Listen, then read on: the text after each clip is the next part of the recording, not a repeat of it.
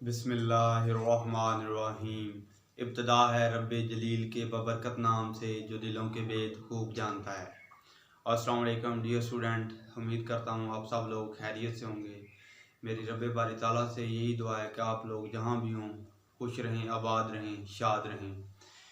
जी dear student, हम लोग 9th class की केमिस्ट्री को स्टडी कर रहे हैं और उसका चैप्टर नंबर 1 जिसका नेम है फंडामेंटल्स ऑफ केमिस्ट्री उसको स्टडी कर रहे हैं। और आज हमारा जो लेक्चर नंबर है वो है 12 और हमारा लेक्चर जो होगा उसका जो टॉपिक है वो है वेरिएबल वैलेंसी एंड रेडिकल।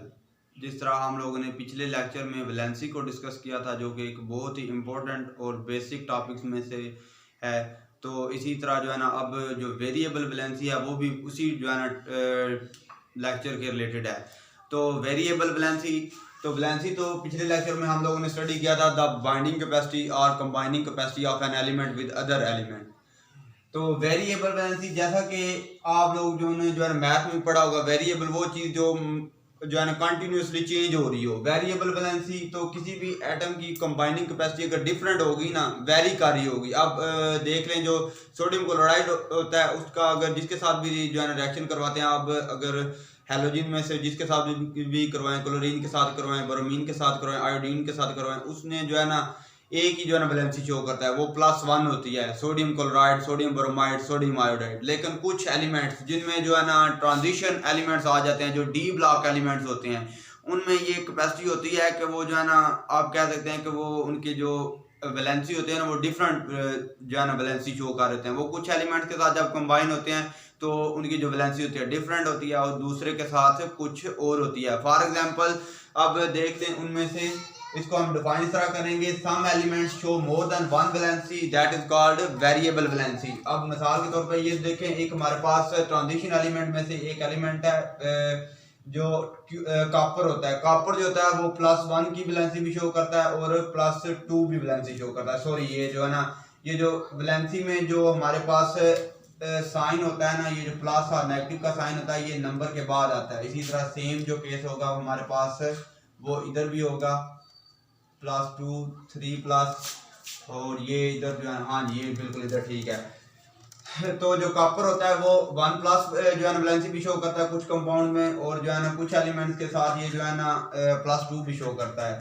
इसी तरह जो है ना जो आयरन होता है वो भी जो है ना 2+ और 3+ जो है ना वैलेंसी शो करता है। तो इसको जो है ना अब जरा देखते हैं, क्योंकि आप लोगों ने देखा होगा जब जो है ना इनको फिर नेम किस तरह देंगे। अगर जो हमारे पास जो होती है ना लोअर वैलेंसी, तो लोअर वैलेंसी के लिए हम लोग लोअर वैलेंसी के लिए हम लोग जो उसका नेम होता है उसमें जो लैटिन नेम होता है उसमें अस का ऐड कर देते हैं, अस सॉरी आर नहीं अस OUS ऐड कर देते हैं। और जो हायर वैलेंसी होती है उसके लिए हम लोग जो उसका लैटिन नेम होता है ना एलिमेंट का, उसमें जो हम लोग हायर वैलेंसी के लिए हम लोग इक की जो होती है ना वो ऐड कर देते हैं, ये IC इक। अब देखें ना, ये जो इसके कॉपर का जो लेटर नेम होता है हमारे पास वो होता है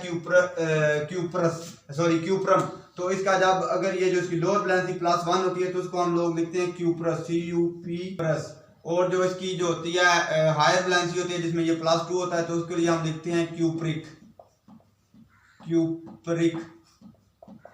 अब जो आप लोगों ने देखा होगा एक इसका जो कंपाउंड होता है CuCl भी होता है, और इसी तरह एक जो इसका एलिमेंट होता है हमारे पास वो होता है CuCl2 भी होता है, CuCl2 भी होता है। जो CuCl2 होता है उसमें जो कॉपर की जो वैलेंसी होती है वो +2 होती है, और जो CuCl होता है उसमें जो इसकी वैलेंसी होती है वो +1 होती है। तो उसको हम लोग पढ़ते हैं क्यूप्रस क्लोराइड, और जो जिसमें इसकी वैलेंसी +2 होती है उसको हम लोग पढ़ते हैं क्यूप्रिक क्लोराइड। सेम केस जो है वो आयरन के लिए भी है। तो इसमें हम लोग ऐसा करते हैं, जो इसकी लोअर वैलेंसी जो +2 होती है उसके लिए हम लोग लिखते हैं फेरस, और जो इसकी हायर वैलेंसी होती है उसके लिए हम लोग लिखते हैं फेरिक। जिस तरह मिसाल के तौर पे हमारे पास जो होता है एक FeCl2, हाँ जी FeCl2 होता है, और एक होता है हमारे पास Fe2Cl3। तो ये जो हमारे पास FeCl होता है इसको हम लोग फेरस क्लोराइड पढ़ते हैं, ये फेरस क्लोराइड है। और ये जो FeCl3 होता है इसमें जो हमारे पास आयरन होता है उसकी जो वैलेंसी होती है वो +3 होती है, तो इसको हम लोग पढ़ते हैं फेरिक क्लोराइड। ये जो सेम है। अब आगे हमारे पास मरकरी होता है, उसकी जो लोअर वैलेंसी होती है उसके लिए हम जो उसका नेम एलिमेंट का रखते हैं फिर कंपाउंड में वो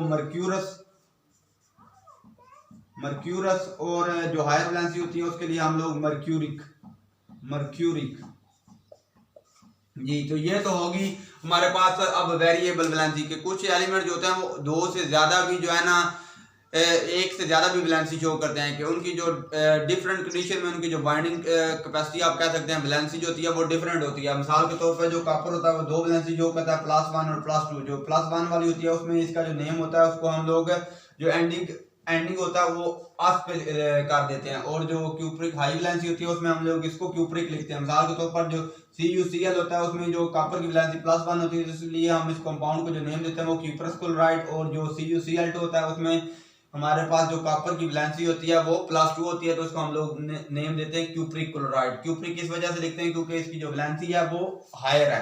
तो इसी तरह फेरस के लिए भी जो होता है, आयरन के लिए भी सेम केस होता है, जिसमें इसकी लो वैलेंसी होती है उस कंपाउंड को हम लोग में जो है ना जो आयरन का नेम होता है उसको हम लोग फेरस लिखते हैं, और जिसमें ये जो है +3 वैलेंसी जो कर रहा होता है उसको फेरिक। और सेम केस जो हमारे पास है वो मरकरी के लिए है। लोअर वैलेंसी जब मरकरी की होगी तो हम लोग जो मरकरी का एलिमेंट जो है ना मरकरी एलिमेंट उसका जो नेम लिखेंगे वो मर्क्यूरस होगा, और जहाँ पे जिसकी जो वैलेंसी +2 होगी तो वहाँ पे जो मरकरी का जो नेम होगा वो मर्क्यूरिक होगा।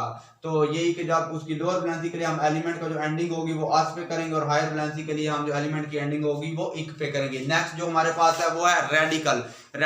अब हम रेडिकल किस तरह डिफाइन करेंगे? एक ग्रुप ऑफ एटम, एक ग्रुप। अब देखें ग्रुप से मतलब ये है कि जो है ना वो सिंगल एटम हमारे पास जो है ना ऑफ एन एलिमेंट नहीं होगा, बल्कि उसमें जो है ना दो या दो से ज्यादा एटम्स होगी, क्योंकि ग्रुप की बात हो रही है। तो जो ग्रुप होता है वो दो या दो से ज्यादा का होता है। जिस तरह अगर एक अकेला स्टूडेंट हो तो हम लोग कहते हैं कि सिंगल स्टूडेंट और वन स्टूडेंट। अगर जो है ना 3 या 4 या 5 स्टूडेंट हो जाए तो हम लोग कह सकते हैं कि ग्रुप ऑफ स्टूडेंट।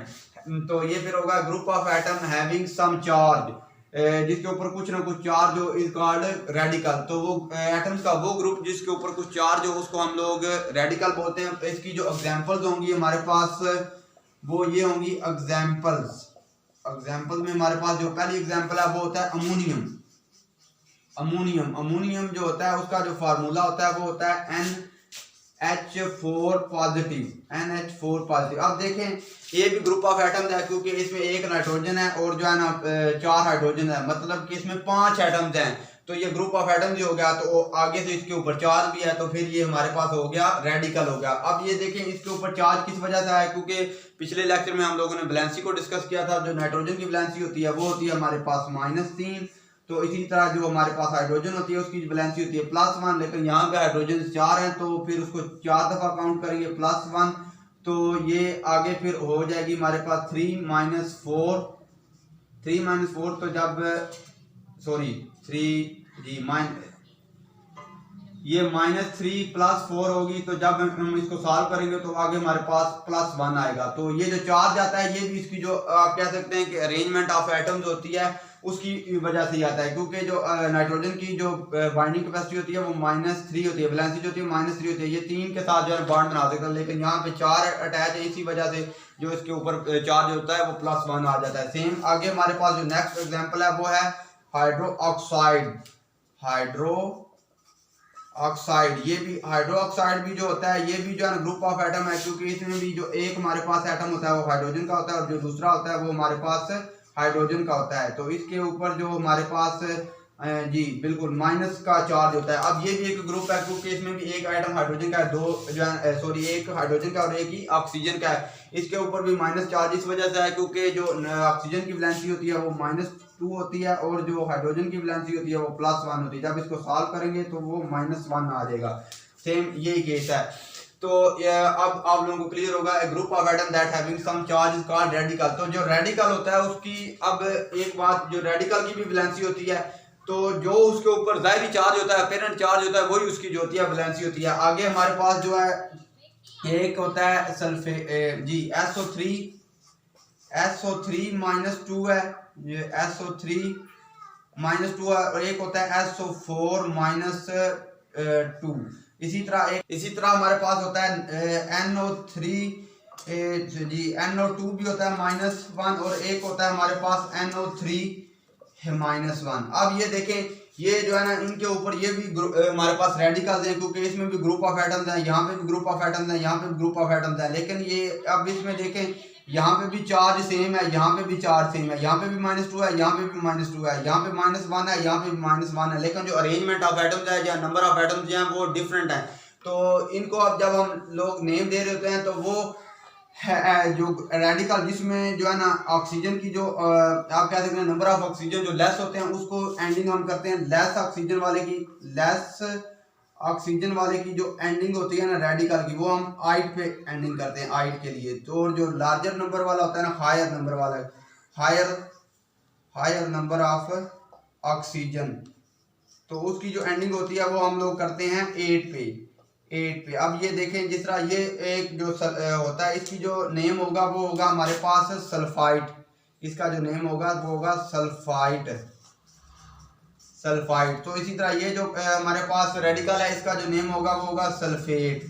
अब ये देखें, क्योंकि आइट ये शो कर रहा है कि इस जो हमारे पास रेडिकल है इसमें जो ऑक्सीजन है वो एक लेस है, किसके कंपैरिजन में, किससे कम है, सल्फेट के मुकाबले में। तो इसमें जो है ना एक जो ऑक्सीजन है वो ग्रेटर है इस रेडिकल की निस्बत, इसलिए इसको हम सल्फेट का नाम देते हैं। और सेम जो यहाँ पे केस है, यहाँ पे ये हो जाएगा हमारे पास नाइट्राइट और ये जो हमारे पास हो जाएगा नाइट्रेट। तो जो नाइट्रेट होता है उसकी जो वैलेंसी होती है वो भी -1 है और नाइट्राइट की वैलेंसी जो है वो भी -1 है। सल्फेट की भी -2 है और जो सल्फाइड है उसकी भी वैलेंसी -2 है। इसी तरह एक हमारे पास जो रेडिकल होता है वो होता है CO3, तो CO3 -2, इसको हम लोग बोलते हैं कार्बोनेट। ये भी जो है ना कार्बोनेट जो होता है ये भी कॉम्बिनेशन, ये भी एक रेडिकल है ये, क्योंकि इसमें भी एक हमारे पास कार्बन एटम है और 3 ऑक्सीजन है, टोटल 4 एटम्स है, ग्रुप ऑफ एटम्स होगा। तो इसकी जो वैलेंसी होती है वो -2 होती है। तो फर्दर ये जो है ना 2 एटम्स के साथ कंबाइन हो सकता है। लेकिन अब जो है ना एक और भी इसी तरह का एक रेडिकल होता है जो बाइकार्बोनेट होता है। बाई का जिस तरह अब आपको नेम से ही जाहिर हो रहा होगा कि बाई का मतलब होता है 2, तो जब इसके साथ कोई एक और चीज ऐड हो जाएगी ना तो इसको हम लोग बाइकार्बोनेट कह देते हैं। फॉर एग्जांपल अब H अगर ऐड हो जाता है, H हाइड्रोजन, तो इसको HCO3 1-, तो इसको हम लोग बाइकार्बोनेट बोलते हैं। क्योंकि अब बाइकार्बोनेट बाई नाम से जाहिर हो रहा है 2 है, तो एक और चीज जो हाइड्रोजन ऐड हो गई है तो उसकी वजह से इसको हम लोग बाइकार्बोनेट बोलेंगे। और इसकी जो बाइकार्बोनेट की वैलेंसी जो होती है वो -1 होती है, क्योंकि जो हाइड्रोजन की वैलेंसी +1 है, तो +1 को जब हम ऐड करेंगे -2 में तो आंसर जो होगा वो -1 होगा। तो जी इसको एक बार दोबारा समराइज कर रहा हूँ। जो हमारे पास रेडिकल होता है एक ग्रुप ऑफ एटम होता है जिसके ऊपर कुछ ना कुछ चार्ज होता है और जो उसको हम लोग रेडिकल बोलते हैं। जो रेडिकल के ऊपर अपेरेंट चार्ज होता है वही उसकी वैलेंसी होती है।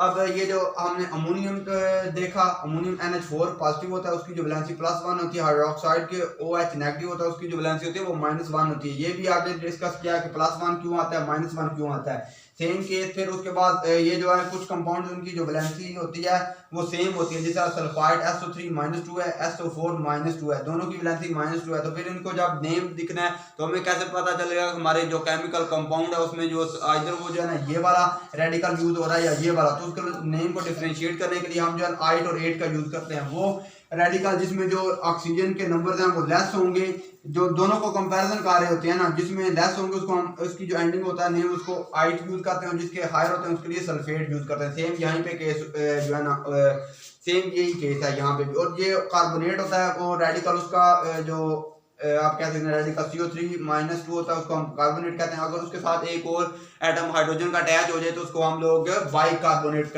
बोलते हैं। तो उम्मीद करता हूँ मैं अब आप लोगों को ये जो वेरिएबल वैलेंसी और रेडिकल का जो कंसेप्ट है वो क्लियर हो गया होगा। तो नेक्स्ट लेक्चर तक के लिए फी अमान अल्लाह, जज़ाकल्लाह खैर।